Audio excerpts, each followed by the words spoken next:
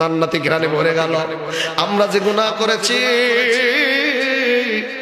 আমরা যদি গুনাহ নিয়ে কবরে যাই রে বন্ধু, আমাদের কবরে না জানি কোন আযাবের ফেরেশতা আসে, আযাব শুরু হয়ে যায়। কথা বলেন ঠিক কিনা? এই জন্য বাজান মরণের চিন্তা করেন।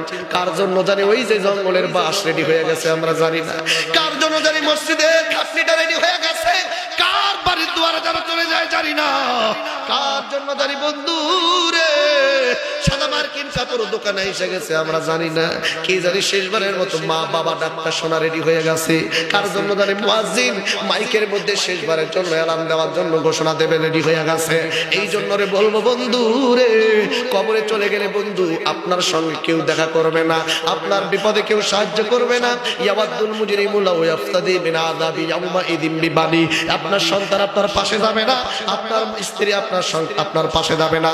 আজকে দুনিয়াতে যে আমলগুলো করবেন এই আমলগুলো নিয়ে সেদিন যেতে পারবেন, কিন্তু তিনটা আমল যদি আপনি দুনিয়াতে থাকতে করে যেতে পারেন, কবরে শুইয়া কিয়ামত পর্যন্ত সেই সওয়াব পাইতে থাকবেন।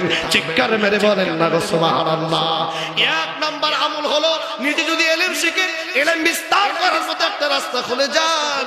দুই নম্বরে যদি সন্তানকে আলেম বানান, হাফেজ বানান, মাদ্রাসায় পড়ান। আর তিন নম্বরে মাদ্রাসা হোক, মসজিদ হোক, অথবা একজন ব্যক্তি হাফেজ হবে অথবা একজন ব্যক্তি আলেম হবে, তার পিছনে যদি আপনি খরচ করেন, কিছু অর্থ ব্যয় করেন, এই সওয়াব আপনি যেদিন দুনিয়া থেকে বিদায় নিবেন, যেদিন আপনি কবরে চলে যাবেন, আপনি কবরে শুয়ে থাকবেন, আপনি কবরে শুয়ে থাকবেন, প্রত্যেকটা সেকেন্ডে সেকেন্ডে আল্লাহ রাব্বুল আলামিন আপনার কবরে সওয়াবগুলো বিকাশের ন্যায় পৌঁছাই দেবে। জোরে জোরে বলেন সুবহানাল্লাহ। আমার ভাইরা, দুনিয়াতে আমরা অ্যাকাউন্ট করি, কি করি? অ্যাকাউন্ট করি, অ্যাকাউন্টে টাকা রাখি, মাসে মাসে টাকা রাখি, যাতে করে পরবর্তী 5-10 বছর পরে একটা মোটা অঙ্কের টাকা পাওয়া যায়। আবার দেখবেন ওই অ্যাকাউন্টের একটা পাসওয়ার্ড থাকে। কথা বলেন ঠিক কিনা? ওই পাসওয়ার্ডটা একান্ত নিজের জন্য। কার জন্য?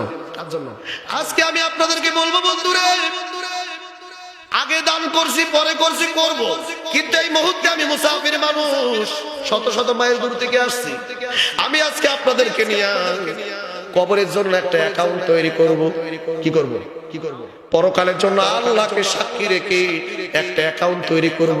আর আপনার ওই আজকের অ্যাকাউন্টের পাসওয়ার্ড হবে আল্লাহর কসম, আল্লাহর কোরআন। জোরে কান সুবহানাল্লাহ। আল্লাহর কোরআন আজকে পাসওয়ার্ড হিসেবে ব্যবহার হবে। দেখেন, খেয়াল করেন। তবে আপনাদের সাহস রাখতে হবে, ঈমান ঠিক রাখতে হবে।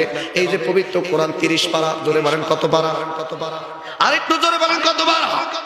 এই 30 পারা কোরআনের জন্য সামান্য আমি 30 জন সদস্য নেব, যে 30 জন সদস্য একটা অ্যাকাউন্ট করবেন পরকালের জন্য। আর অ্যাকাউন্টের মানে পাসওয়ার্ড হবে কোরআন। খেয়াল করেন, সিস্টেম শিখাই দিচ্ছি আপনাদের মধ্যে। আমি শুধু 30 জন ব্যক্তিকে নেব। 30 জন ব্যক্তি বন্ধু 30টা পারার নামে 500 টাকা করে নগদ হোক বাকি হোক দান করবেন। আর এক একটা পারার জন্য, 1 নাম্বার পারার জন্য 500 দিয়া 1 নাম্বার পারাটাকে আল্লাহকে সাক্ষী রেখে আপনার পরকালে জান্নাতে যাওয়ার পর্যন্ত, অ্যাকাউন্ট খোলা পর্যন্ত একটা পাসওয়ার্ড আপনি 1 নাম্বার পারাকে গ্রহণ করলেন। জোরে কান সুবহানাল্লাহ। এতগুলা মানুষের মধ্যে কে আছেন সর্বপ্রথম 500 টাকা দিয়ে 1 নাম্বার পারাতে শরীক হবেন?